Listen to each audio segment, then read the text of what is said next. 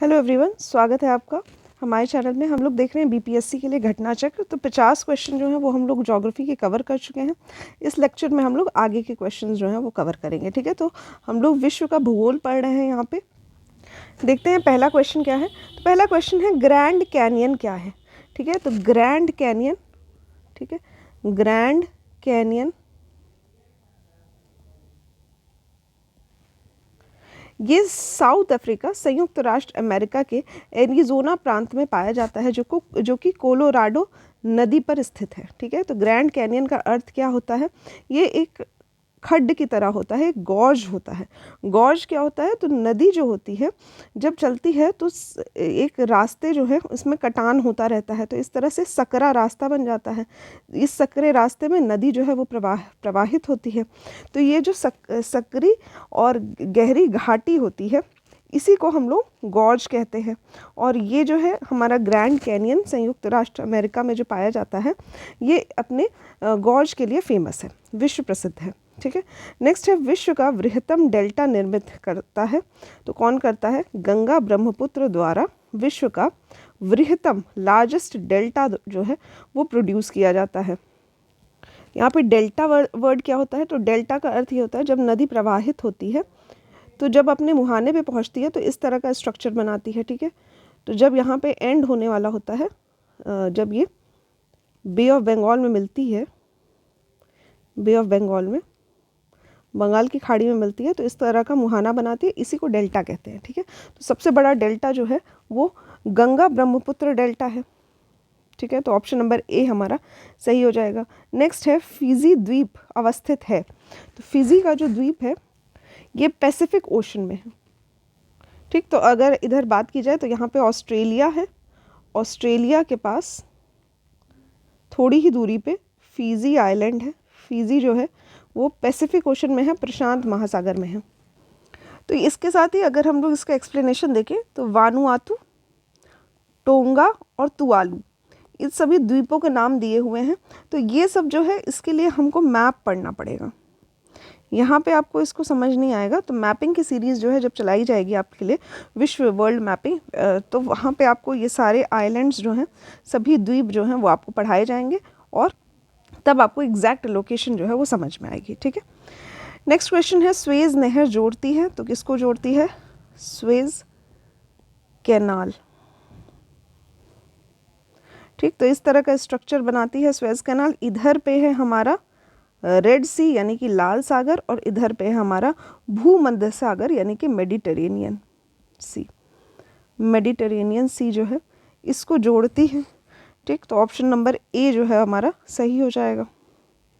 ठीक, Suez canal जो है वो मिस्र के सिनाई प्रायद्वीप में पाई जाती है। इस पे बेस्ड हमने एक शॉर्ट्स भी बनाया था, तो स्वेज कैनाल से संबंधित उसको भी आप लोग देख सकते हैं। विश्व की सबसे बड़ी कृत्रिम नहर है, आर्टिफिशियल कैनाल है, नहर है। 1869 में इसको बनाया गया था। ये डेट याद रखिएगा क्योंकि इस पे भी प्रश्न आता है। ये जो ईयर है 1869 में इसको बनाया गया था। इसकी जो लंबाई है वो है 164 किलोमीटर, और वर्ष 2015 में इसकी जो कुल लंबाई है वो 193.3 किलोमीटर नापा गया था। ठीक है, तो वर्ष 2015 का जो लेटेस्ट डेटा है उसके हिसाब से 193 किलोमीटर है।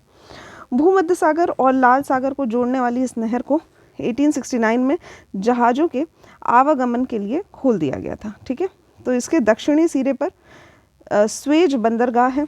ठीक है, और उत्तरी सिरे पे, तो यहाँ पे अगर हम लोग बात करें तो सदर्न साइड क्या है? एक स्वेज बंदरगाह है, और इसके जो नॉर्दर्न साइड है, उत्तरी सिरा है, इस पे पोर्ट सईद नाम का एक बंदरगाह है। इस नहर के बन जाने से यूरोप और एशिया के बीच की जो दूरी है वो काफ़ी कम हो गई है। पहले पूरा ऐसे घूम के जाना पड़ता था, पूरे अफ्रीका को पार करके। अब सिनाई पेनिनसुला से इधर से ही हम लोग यूरोप तक पहुँच सकते हैं।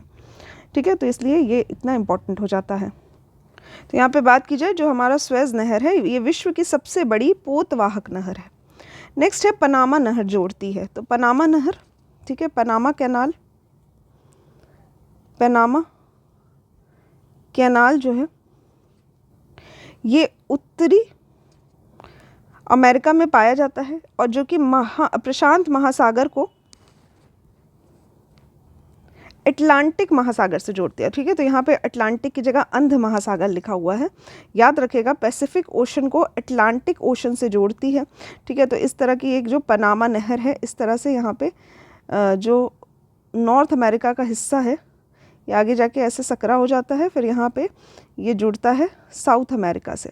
तो पनामा नहर जो है वो कहीं बीच में है, इस तरह से पनामा सिटी के पास इसको खोला गया है। पनामा नहर किसको जोड़ती है? इधर की तरफ है अटलांटिक ओशन, अटलांटिक जिसको अंध महासागर कह रहे हैं, और इधर की तरफ है पैसिफिक ओशन, पैसिफिक।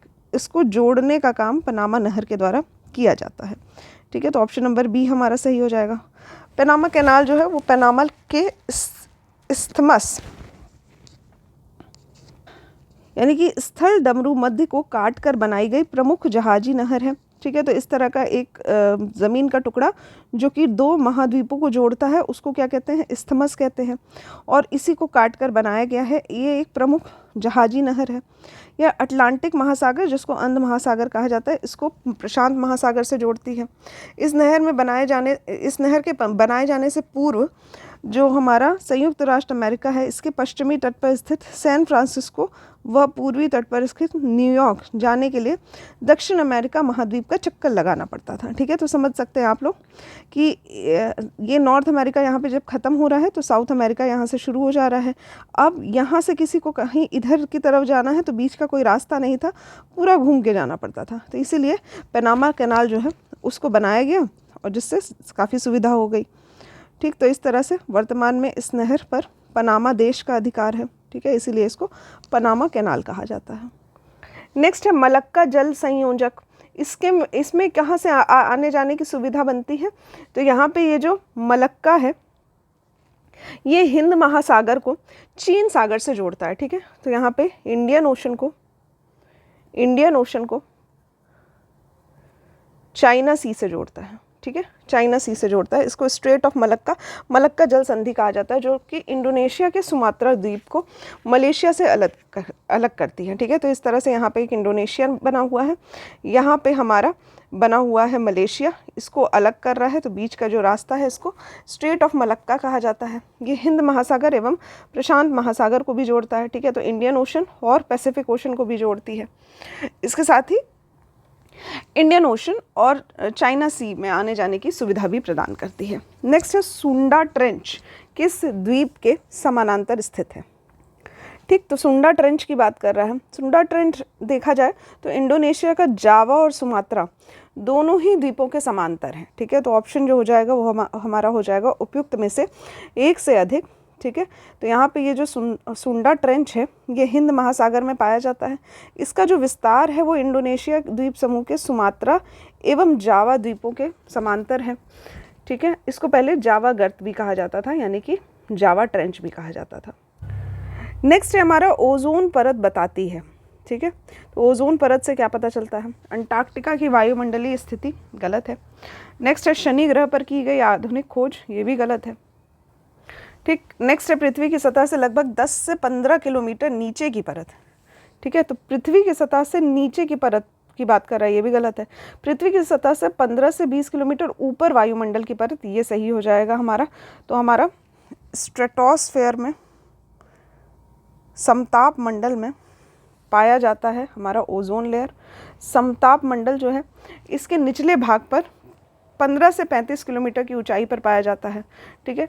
तो ओजोन की जो उपस्थिति है वो 15 किलोमीटर से नीचे और ऊपर 40 से 50 किलोमीटर तक भी हो सकती है, किंतु संकेंद्रक, ठीक है, यानी कि इसका जो कॉन्सेंट्रेशन होता है वो अत्यंत निम्न होता है।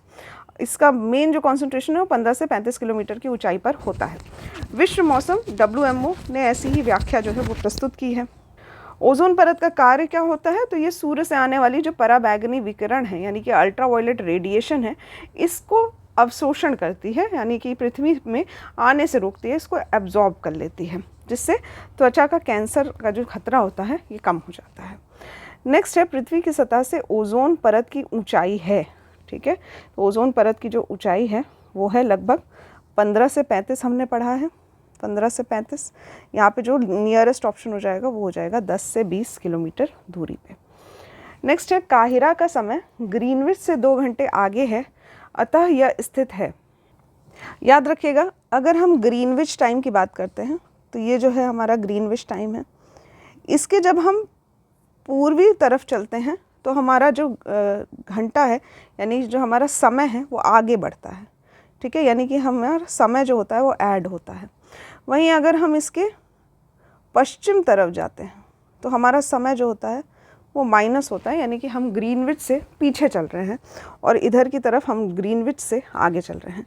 प्रश्न पूछ रहा है कि 2 घंटे आगे है। 2 घंटे आगे का मतलब होता है 2 घंटे में कितने मिनट होते हैं? 120 मिनट होते हैं, 120 मिनट, ठीक है, मिनट होते हैं 120 मिनट, ठीक।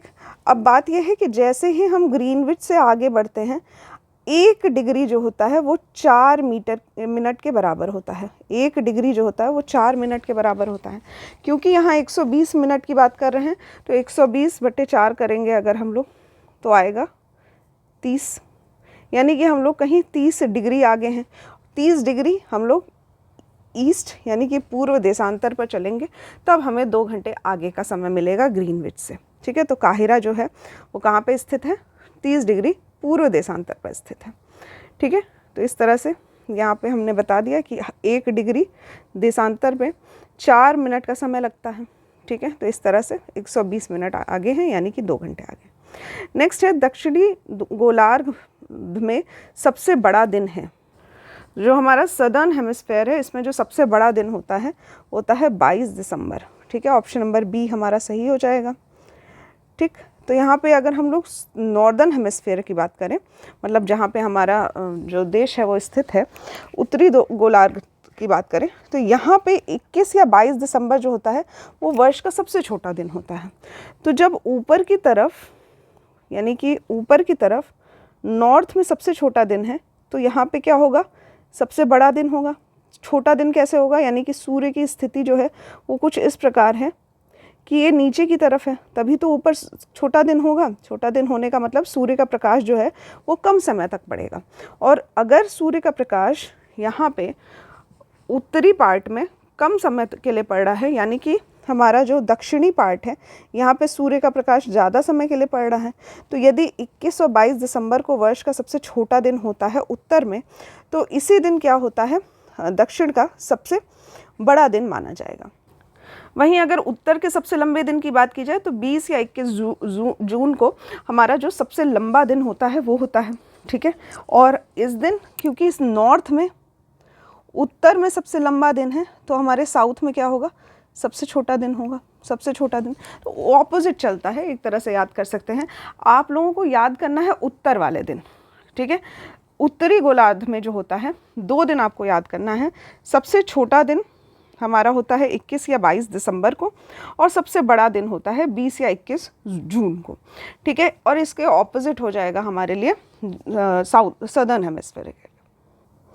नेक्स्ट है महाद्वीप अलग कैसे हुए, ठीक है। तो मैंने आपको बताया था सबसे पहले जो सभी महाद्वीप हैं वो एक साथ जुड़े हुए थे, जिसको क्या कहा जाता है? पेंजिया कहा जाता है, पेंजिया, ठीक है। पेंजिया के बाद ये 2 भागों में बट गया, 2 भागों में बट गए। पहले मतलब एक पेंजिया होता था, उसके बाद ये 2 भागों में बट गया। एक हो गया हमारा लॉरेशिया और एक हो गया हमारा गोंडवाना लैंड, गोंडवाना लैंड, ठीक है। तो अब ये दोनों भी बटकर अलग अलग महाद्वीपों में बदल गए। तो अलग अलग महाद्वीपों में कैसे बदले? तो यहाँ पे लिखा है ज्वालामुखी फूटने से, यानी कि वोल्केनिक इरप्शन से। ये स्टेटमेंट गलत हो जाएगी। दूसरा है विवर्तनिक क्रिया से, यानी कि टेक्टोनिक एक्शन से। ये सही है, टेक्टोनिक एक्शन हुआ जिससे जो प्लेट हैं उनमें दरारें पड़ी और दूरियां आनी शुरू हो गई, ठीक है। तो एक कहीं दूसरे दिशा में चला गया, एक कहीं दूसरे दिशा में चला गया। इस वजह से क्या हुआ कि महाद्वीपों का निर्माण हुआ। नेक्स्ट ऑप्शन है फोल्डिंग और फॉल्टिंग ऑफ रॉक्स, यानी कि चट्टानों के वलय और भ्रंशन से। ये भी ऑप्शन गलत हो जाएगा, उपयुक्त सही सभी भी गलत हो जाएगा। सही ऑप्शन है हमारा ऑप्शन नंबर बी, यानी कि पृथ्वी का जो निर्माण है वो विभिन्न प्लेटों से हुआ है और इन प्लेटों में क्या हुआ है? विवर्तनिक क्रिया हुई है, यानी कि टेक्टोनिक एक्शन हुए हैं, जिसके फलस्वरूप इनमें गति आई है और ये प्रवाहित हुए हैं एक स्थान से दूसरी स्थानों के बीच में, ठीक है। नेक्स्ट है वलन क्रिया किसके परिणाम हैं। ठीक, तो वलन मतलब कि यहाँ पे फोल्डिंग का जो प्रोसेस होता है वो किसके कारण होता है। तो पहला है महादेश जनक बल, जिसको हम लोग कहेंगे कॉन्टिनेंटल फोर्स, कॉन्टिनेंटल फोर्स। ठीक है, यहाँ पे ज्योग्राफी में होता क्या है कि हमें इंग्लिश के वर्ड भी पता होने चाहिए, क्योंकि कभी कभी एग्जाम में क्या करता है, इंग्लिश के वर्ड को ही हिंदी में करके दे देता है। ठीक है, तो इसलिए मैं दोनों ही बातें आपको बता रही हूँ, हिंदी का शब्द भी बता रही हूँ आपको, और कॉन्टिनेंटल फोर्स जो लिखा हुआ है वो भी मैं आपको बता रही हूँ। क्योंकि होता क्या है कि कभी कभी तो वलन क्रिया करके लिखा रहता है, कभी कभी यहाँ पे फोल्डिंग लिखा रहेगा, तो फोल्डिंग किसका परिणाम है। ठीक है, तो उसके लिए आपको इंग्लिश का पता होना बहुत ज़रूरी है। नेक्स्ट आता है भू विक्षेपीय बल, यानी कि जैसे यहाँ पे लिखा हुआ है कोरियोलिस बल, अब सिर्फ कोरियोलिस भी लिखा रह सकता था यहाँ पे। नेक्स्ट है पर्वत निर्माणकारी बल, जिसको हम लोग कहेंगे जिस तरह से माउंटेन का निर्माण होता है, माउंटेन बिल्डिंग फोर्स। फिर है हमारा बहिर्जात बल, यानी कि एक्सोजीनियस फोर्स। ठीक, तो यहाँ पे करेक्ट ऑप्शन हो जाएगा वलन क्रिया, यानी कि फोल्डिंग जो होती है वो पर्वत निर्माण बल के कारण होती है, माउंटेन बिल्डिंग फोर्स के कारण होती है। ठीक है, तो यहाँ पे पर्वतीय निर्माण बल जो होते हैं इनकी वजह से दो प्रकार के बल जो होते हैं वो कार्य करते हैं। एक होता है संपीड़न बल और एक होता है तनाव बल। ठीक है, तो कंप्रेशन फोर्स लगता है, कंप्रेशन और टेंशन। ठीक है, कंप्रेशन और टेंशन समझते हैं हम लोग।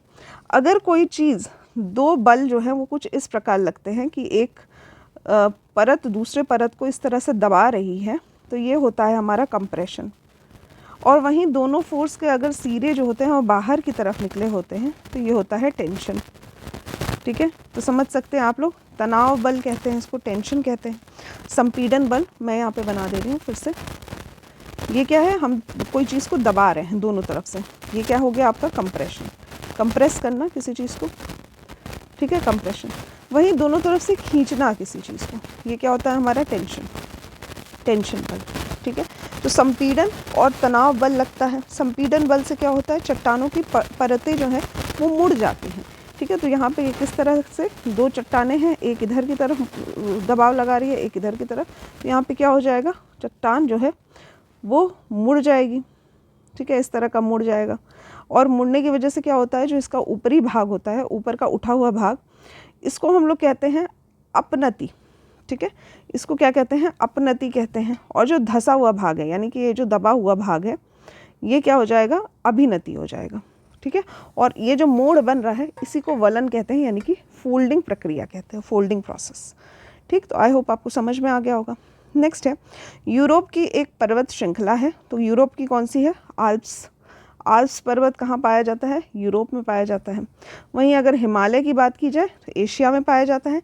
एंडीज़ जो है ये हमारा साउथ अमेरिका में पाया जाता है, और रॉकी माउंटेन जो है वो हमारा नॉर्थ अमेरिका में पाया जाता है। ठीक है, तो यहाँ पे सभी ऑप्शंस जो है वो मैंने आपको बता दिए हैं। आल्प्स पर्वत जो है ये काफ़ी इसकी स्थिति बहुत ज़्यादा विस्तारित है। इसका जो विस्तार है ये फ्रांस में है, ऑस्ट्रिया में है, जर्मनी में है, स्विट्ज़रलैंड में है। ठीक है, तो 4 जगहों पर, 4 कंट्रियों में इसका जो विस्तार है वो हो रखा है। याद रखिएगा, फ्रांस, ऑस्ट्रिया, ये ऑस्ट्रिया है, यूरोप का एक देश है, याद रखिएगा, ऑस्ट्रिया, जर्मनी और स्विट्ज़रलैंड। ठीक है, 4 जगहों पे पाया जाता है। इसका जो सर्वोच्च बिंदु है, यानी कि जो इसका हाईएस्ट पीक है, वो है माउंट ब्लैंक। ठीक है, इस पे भी प्रश्न पूछे जाते हैं, याद रखिएगा। आल्प्स की जो सबसे ऊंची चोटी है उसका नाम है माउंट ब्लैंक। इसकी लंबाई कितनी, ऊंचाई कितनी है, तो ऊंचाई है लगभग 4810 मीटर। ठीक है, ये एक नवीन मोड़दार पर्वत है, यानी कि यंग फोल्ड माउंटेन है, यंग फोल्ड माउंटेन है। ठीक, जिस तरह से हमारा हिमालय जो है वो एक प्रकार का यंग फोल्ड माउंटेन है, काफ़ी पुराना नहीं है, प्राचीन काल का नहीं है, नया बना हुआ है। नेक्स्ट है तकला मकान, ये मरुस्थल है, कहाँ पे स्थित है, तो ये है चीन में स्थित। ठीक है, ऑप्शन नंबर बी हमारा सही हो जाएगा। ठीक, तो तकला माकन जो है या तकलामकान जो है ये मरुस्थल है जो कि एशिया के जिंजियांग यूबर स्वतंत्र क्षेत्र यानी कि चीन में इसका विस्तारित है।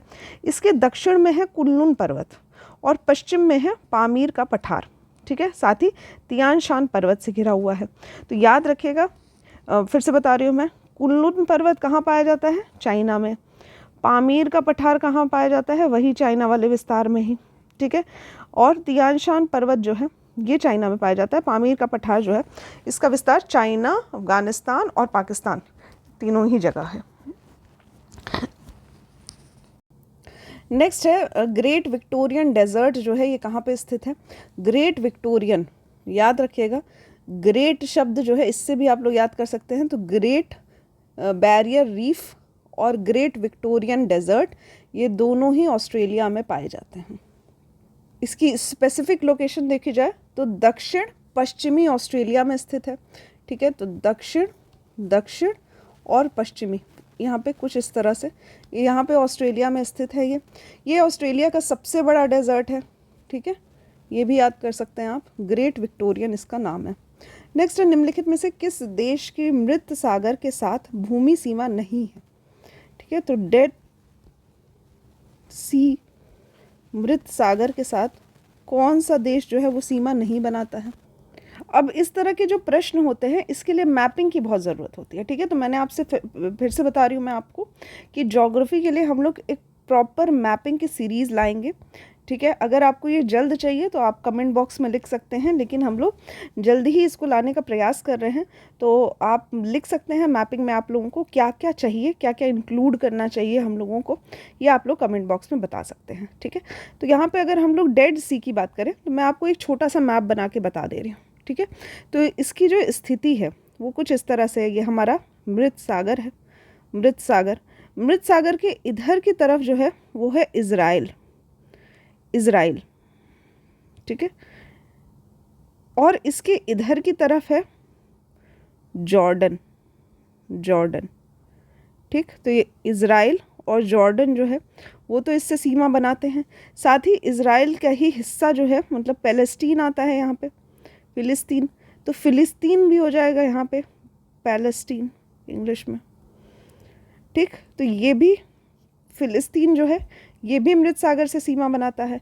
कौन नहीं बनाता है? तो लेबनान नहीं बनाता है, लेबनान जो है वो नहीं बनाता है। लेबनान जो है वो कहीं यहाँ पे स्थित है, इसके ऊपर लेबनान स्थित है यहाँ पे।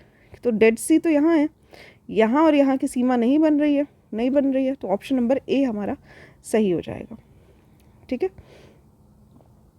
फिलिस्तीन सरकार की जो आधिकारिक मानचित्र है इसके अनुसार जो वेस्ट बैंक क्षेत्र है ये फिलिस्तीन का अधिकांश क्षेत्र समाहित है और वेस्ट बैंक जो है इसकी सीमा जो है ये मृत सागर से लगती है, ठीक। नेक्स्ट आता है दक्षिण अमेरिका में मध्य अक्षांशीय घास के मैदान का क्या नाम है? ठीक, तो यहाँ पे हम लोग देखेंगे, अगर हम लोग दक्षिण अमेरिका की बात करें तो कुछ इस तरह से इसका स्ट्रक्चर है। इसके मध्य अक्षांशीय यानी कि समवेयर कहीं बीच में जो अक्षांश पड़ता है, यहाँ पे कुछ घास के मैदान पाए जाते हैं। तो उन घास के मैदानों का नाम क्या है ये बताना है, तो ये हो जाएगा पंपास, ठीक है। ऑप्शन नंबर बी हमारा सही हो जाएगा, ठीक। मध्य अक्षांश कहा जाए या फिर शीतोष्ण कटिबंधीय घास कहा जाए, इसके मैदान को कहा जाता है पंपास। इसका जो विस्तार है कहाँ कहाँ पाया जाता है, तो अर्जेंटीना में, उरुग्वे में, ब्राज़ील में पाया जाता है, ब्राज़ील के दक्षिणी भाग में पाया जाता है, ठीक है। वहीं कुछ और मैदानों की बात की जाए तो उत्तरी अमेरिका में पाया जाता है प्रेरीज, और ऑस्ट्रेलिया में पाया जाता है डाउन्स। तो ये सभी क्या हैं? टेम्परेट शीतोष्ण कटिबंधीय घास के मैदान है। टेम्परेट क्या होता है इसको समझते हैं। तो यहाँ पे अगर हम लोग देखें, ये अगर हमारा 0 डिग्री लाइन है तो इसके इधर 23.5 डिग्री और इधर 23.5 डिग्री क्या होता है? ट्रॉपिकल होता है, उष्ण कटिबंधीय, ठीक है, ट्रॉपिकल। और अगर हम लोग 23 डिग्री से नीचे आते हैं 65 डिग्री में, तो ये क्या रीजन हो जाता है? शीतोष्ण हो जाता है, टेम्परेट, ठीक है। तो ये जो घास के मैदान है ये शीतोष्ण कटिबंधीय है, ठीक है। यानी कि हमारे यहाँ पे ऊपर जाओ ट्रॉपिकल के ऊपर, यहाँ पर भी टेम्परेट पड़ता है, ये टेम्परेट रीजन है, और यहाँ पर भी टेम्परेट रीजन है, ठीक है। तो पम्पास, प्रेरीज और डाउन्स ये सभी टेम्परेट रीजन के घास के मैदान हैं। नेक्स्ट है, निम्नलिखित में से कौन सा शहर किसी देश की राजधानी नहीं है? ठीक, तो यहाँ पे देखते हैं, पहला है कैनबरा, दूसरा है सिडनी, तीसरा है वेलिंगटन और है रियाद, ठीक है। तो यहाँ पे सिडनी ऑप्शन सही हो जाएगा। सिडनी जो है ऑस्ट्रेलिया में स्थित है, लेकिन ये राजधानी नहीं है, ठीक है। ऑस्ट्रेलिया का एक बंदरगाह है। जबकि कैनबरा की बात की जाए तो ये ऑस्ट्रेलिया की राजधानी है। वेलिंगटन की बात की जाए तो न्यूजीलैंड की राजधानी है, और रियाद जो है वो सऊदी अरेबिया की राजधानी है, ठीक है। तो ये सभी क्या हो जाएंगे, याद रखिएगा। वेलिंगटन कहाँ की है? न्यूजीलैंड की है, न्यूजीलैंड की है, ठीक। ऑस्ट्रेलिया की क्या है? कैनबरा है, और रियाद जो है वो सऊदी अरब की है। नेक्स्ट है 90 ईस्ट रिज कहाँ पे स्थित है? तो ये हिंद महासागर, इंडियन ओशन में स्थित है, ठीक है। 90 ईस्ट रिज जो है हिंद महासागर में एक कटक का नाम है, ठीक है, याद रखिएगा। ये एक तरह का रिज है, यानी कि उभरा हुआ हिस्सा है जो कि महानदी में स्थित है। इस तरह का उभरा हुआ हिस्सा है। लंबाई जो है इसकी वो इस तरह से है कि ये 90 डिग्री पे खड़ा हुआ है, ठीक है, इस तरह से, इसीलिए इसका नाम जो है 90 डिग्री ईस्ट रिज रखा गया है, ठीक है। कहाँ पे पाया जाता है? तो ये हिंद महासागर में पाया जाता है। नेक्स्ट क्वेश्चन है, सागरीय लवणता का मुख्य स्रोत क्या है? यानी कि जो ओशनिक सैलिनिटी होती है, खारापन होता है, इसका मेन सोर्स क्या होता है? तो भूमि होती है, ठीक है। इसका मेन सोर्स क्या है? तो भूमि है, लैंड है हमारी। और भी ऑप्शन देख सकते हैं, यहाँ पे रिवर हो जाएगा, विंड हो जाएगा, पवन हो जाएगा, ज्वालामुखी की निश्रित राख, यानी कि जो ऐश निकलता है, जो राख निकलती है ज्वालामुखी में से वो, तो ये सभी कारण गलत हो जाएंगे। भूमि जो है वो सही ऑप्शन हो जाएगा, ठीक है। नेक्स्ट क्वेश्चन है, अरब सागर में पानी का औसतन खारापन कितना है? ठीक है, यहाँ पे अरब सागर की बात कर रहा है, अरेबिक ओशन की बात कर रहा है। यहाँ पे जो पानी का खारापन है वो है 35 पीपीटी। पीपीटी क्या है? पार्टिकल्स पर थाउजेंड, पार्ट्स पर थाउजेंड, मतलब 1000 अगर पानी के कण है, 1000 ग्राम जो है वो पानी का सॉल्यूशन है, तो इसमें 35 ग्राम जो है वो खारापन है, यानी कि नमक है। 35 ग्राम क्या है? नमक है 1000 ग्राम पानी में। तो यहाँ पे 35 पीपीटी जो हो जाएगा वो हो जाएगा अरब सागर का खारापन। वहीं अगर बंगाल की खाड़ी की बात की जाए तो यहाँ पे 30% यानी कि उससे कम पाया जाता है खारापन, लगभग 30% खारापन पाया जाता है। नेक्स्ट है, निम्नलिखित सागरों में से किसमें औसत लवणता सर्वाधिक है? ठीक है, तो निम्नलिखित सागरों में से किसमें जो एवरेज सैलिनिटी है वो सबसे ज़्यादा पाई जाती है? तो यहाँ पे करेक्ट ऑप्शन हो जाएगा मृत सागर। डेड सी में जो सैलिनिटी है वो सबसे ज़्यादा पाई जाती है। कितनी पाई जाती है? तो इन सभी ऑप्शंस में सबसे ज़्यादा मृत सागर हो जाएगा। कितनी है? तो 238% है, काफ़ी ज़्यादा है। वहीं तुर्की के वान झील जो है वो 330% लवणता के साथ है। तो ये सबसे ज़्यादा खारे पानी की झील कौन सी है? वान झील है। कहाँ पे स्थित है? तुर्की में स्थित है। वहीं ग्रेट सॉल्ट लेक की बात की जाए यूएसए में, इसका नाम ही है ग्रेट सॉल्ट लेक पाया जाता है। तो यहाँ पे क्या हो जाएगा? इसकी सैलिनिटी 220% हो जाएगी। तो सबसे ज़्यादा सलाइन वाटर जो है वो है वॉन झील का, जो कि तुर्की में स्थित है। दूसरे नंबर पे आता है हमारा मृत सागर, जो कि हमारे लोकेशन मैंने आपको बताई एशिया में स्थित है। ठीक है, एशिया में स्थित है। एक तरफ आता है इसके जॉर्डन, एक तरफ आता है इज़राइल और फिलिस्तीन। ठीक, तो यहाँ पे ऑप्शन नंबर डी हमारा सही हो जाएगा। नेक्स्ट है, दक्षिणी अमेरिका की सबसे बड़ी नदी है। तो दक्षिणी अमेरिका की सबसे बड़ी नदी जो है वो है अमेज़न। अमेज़न जो है वो दक्षिणी अमेरिका की सबसे बड़ी नदी है। वहीं मिसिसिपी की बात की जाए तो ये नॉर्थ अमेरिका की नदी है। नील नदी अफ्रीका की है और गंगा जो है वो भारत की है। ठीक है, तो करेक्ट ऑप्शन हो जाएगा अमेज़न नदी। ये सबसे लंबी है। इसका जो अफवाह क्षेत्र है वो संसार की सबसे की दृष्टि से संसार की ये सबसे बड़ी नदी है। तो इसका जो ड्रेनेज सिस्टम है उसके हिसाब से ये दुनिया की सबसे बड़ी नदी है। नेक्स्ट क्वेश्चन हमारा 75वां क्वेश्चन। इसमें कुछ शहर के नाम दिए गए हैं और किस नदी के नदी जो है उसके किनारे पे स्थित है। ठीक है, तो सबसे पहले यहाँ पे जो हम जानते हैं पहले हम उसको मैच करेंगे। तो पेरिस जो है वो सीन नदी के किनारे है। ठीक है, पेरिस जो है वो सीन नदी के किनारे है। वहीं रॉटरडैम की बात की जाए तो राइन नदी के किनारे है, रॉटरडैम राइन नदी के किनारे है। वॉशिंगटन की बात की जाए तो ये पोटोमैक नदी के किनारे है, वॉशिंगटन पोटोमैक नदी के किनारे है। तो लास्ट में बचता है हमारा बुडापेस्ट जो कि डेन्यूब नदी के किनारे है। तो यहाँ पे अगर बात की जाए रॉटरडैम की तो ये नीदरलैंड में स्थित है, नीदरलैंड में स्थित है। पेरिस जो है वो फ्रांस में स्थित है। वॉशिंगटन पता ही है आपको, नॉर्थ अमेरिका में। वहीं बुडापेस्ट की बात की जाए तो ये हंगरी जो है, हंगरी नामक कंट्री है, उसकी कैपिटल है। ठीक है, तो काफ़ी खूबसूरत शहर है, डेन्यूब नदी के किनारे है। नेक्स्ट है हिंद महासागर और लाल सागर को कौन सी जल संधि जोड़ती है? तो इसको भी हम लोग मैप के माध्यम से देखते हैं। तो यहाँ पे है लाल सागर, रेड सी, रेड सी। ठीक, यहाँ पे है ऑस्ट्रेलिया, ऑस्ट्रेलिया का हॉर्न ऑफ ऑस्ट्रेलिया। ठीक, यहाँ पे आता है यमन, यमन।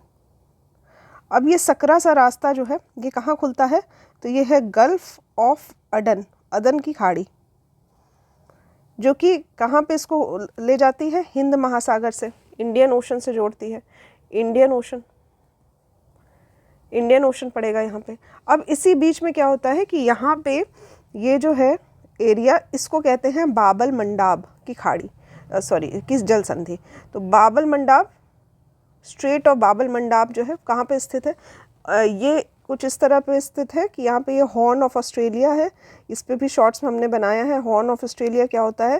तो यहाँ पे इस तरह से सींगनुमा स्ट्रक्चर बना हुआ है जो कि अफ्रीका में स्थित है। यहाँ पे यमन है, यमन देश है। अब इस बीच में ये जो सकरा सा रास्ता है ये बाबल मंडाब जल संधि है। ठीक है, बाबल मंडाब जल संधि। वहीं अगर हॉर्मुज़ की बात की जाए तो हॉर्मुज़ जो है ये भी एक जल संधि है जो कि फारस की खाड़ी को ओमान की खाड़ी से जोड़ती है। बास्फोरस जल संधि ये क्या करता है? काला सागर को मरमरा सी से जोड़ता है। ठीक है, काला सागर को मरमरा सी से जोड़ता है। मलक्का जो है ये अंडमान सागर, कह सकते हैं इंडियन ओशन को, दक्षिण चीन सागर से जोड़ता है, चाइना सी से जोड़ता है। नेक्स्ट है सुमिलित करिए। तो यहाँ पे कुछ जगह के नाम दिए गए हैं और इन जगहों की विशेषता बताई गई है। ठीक है, तो सबसे अत्यधिक गर्म, अत्यधिक ठंडा, अत्यधिक वर्षा वाला और अत्यधिक सूखा। ठीक है, तो वर्षा वाला तो हो जाएगा हमारा चेरापूंजी। ठीक, अत्यधिक सूखा जो है वो हमारा हो जाएगा चिली। चिली जो है अत्यधिक सूखा है, डेजर्ट पाया जाता है। अत्यधिक गर्म में हो जाएगा सहारा डेजर्ट और अत्यधिक ठंडा हो जाएगा अंटार्कटिका। ठीक है, तो ये हो जाएगा हमारा सही सुमिलित आंसर। ठीक, तो ऑप्शंस जो है वो आप मिला सकते हैं, गर्म सहारा डेजर्ट, ठंडा अंटार्कटिका, वर्षा वाला चेरापूंजी, अत्यधिक सूखा चिली। नेक्स्ट है किस मिट्टी में केशिका कैपिलरी सबसे अधिक प्रभावशील होती है? तो कैपिलरी एक्शन जो है वो चिकनी मिट्टी में, ठीक है, चिकनी मिट्टी में सबसे ज़्यादा अधिक प्रभावशाली होता है। इसको क्लेई सॉइल कहा जाता है, क्लेई सॉइल या क्ले सॉइल कहा जाता है इसको। इसमें जो केशिका क्रिया होती है वो सर्वाधिक प्रभावशाली होती है, जबकि सबसे कम जो होती है वो बलुई मिट्टी में पाई जाता है। यानी कि सैंडी सॉइल में जो रेतीले सॉइल होते हैं इसमें केशिका जो कैपिलरी एक्शन होता है, यानी कि ज़्यादा रिसाव होना, पानी का रिसाव पतली पतली सकरे रास्तों से ज़्यादा होना, तो ये चिकनी मिट्टी में पाया जाता है। वहीं अगर सैंडी यानी कि बलुई मिट्टी की बात की जाए तो उसमें सबसे कम होता है। नेक्स्ट है विश्व में सबसे अधिक कोयला उत्पादन करने वाला देश है। तो ये 2011 का पूछा हुआ प्रश्न है। तो यहाँ पे करेक्ट ऑप्शन है हमारा चीन। अगर आज की दृष्टि से देखा जाए तब भी सबसे ज़्यादा कोयला उत्पादन जो है वो चीन के अनुसार चीन के द्वारा ही किया जाता है। नेक्स्ट है निम्नलिखित में से कुलगाड़ी में कौन सी क्रिया संपन्न होती है? तो यहाँ पे कुलगाड़ी जो है ये सोना खनन से संबंधित है। कुलगाड़ी की जो खाड़ी है ये ऑस्ट्रेलिया में पाई जाती है। ठीक है, ऑस्ट्रेलिया में कुलगाड़ी है जहाँ पे सोने का खनन होता है। ये पश्चिमी ऑस्ट्रेलिया में स्थित है।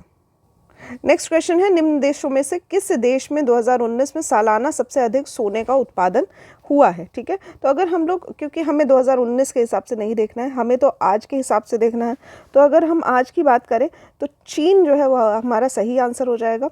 इस ऑप्शन के हिसाब से भी चीन हमारा सही ऑप्शन है, लेकिन हमें याद रखना है आज के हिसाब से तो लगभग 378 टन सोना जो है वो चीन के द्वारा उत्पादित किया जाता है। तो चीन जो है सबसे आगे है। नेक्स्ट है विश्व में एल्यूमिनियम का सबसे बड़ा उत्पादक है। ठीक, तो ये जो प्रश्न है 2015 के हिसाब से इसका आंसर दिया गया है। अभी की बात की जाए तो चाइना जो है एल्यूमिनियम में भी सबसे आगे है। तो विश्व में सबसे एल्यूमिनियम का सबसे बड़ा उत्पादक क्या बन गया है? चाइना। ठीक है, दूसरे नंबर पर है रूस, तीसरे नंबर पर है भारत। ठीक है, तो भारत में एल्यूमिनियम की स्थिति इस वक्त थोड़ी उतनी ठीक नहीं है। ठीक है, अभी जो है प्राथमिक उत्पादक देश जो है वो चाइना बन गया है और रूस ने भी भारत को पछाड़ दिया है। नेक्स्ट देखा जाए तेल के कोष सबसे ज़्यादा किस शहर में है? तो ऑयल रिजर्व जो है सबसे ज़्यादा वेनेजुएला में पाया जाता है, वेनेजुएला में। ठीक है, तो करेक्ट ऑप्शन हो जाएगा वेनेजुएला। यहाँ पे सर्वाधिक क्रूड ऑयल के भंडार जो है, कच्चे तेल के भंडार जो है वो पाए जाते हैं। ठीक है, तो यहाँ पे वेनेजुएला जो है वो सही ऑप्शन हो जाएगा और आज के हिसाब से भी 2025 के हिसाब से भी वेनेजुएला जो है वो आज का हमारा सही आंसर हो जाएगा। नेक्स्ट है कोयले का सामान्य प्रकार है। ठीक है, यहाँ पे कोयले की प्रकार की बात की जा रही है। तो इसका जो सामान्य प्रकार पाया जाता है वो है ब्यूटिमिनस। एंथ्रासाइट जो होता है वो सबसे अच्छी क्वालिटी का कोयला होता है जो कि समानता नहीं पाया जाता है, कम जगहों पे पाया जाता है। ब्यूटिमिनस जो होता है वो सामान्य प्रकार से भी पाया जाता है। ठीक है, तो कोयला मुख्यतः कार्बन के यौगिक का मुक्त कार्बन मिश्रण है। ठीक है, अगर हम लोग कार्बन के अंश के आधार पर कोयला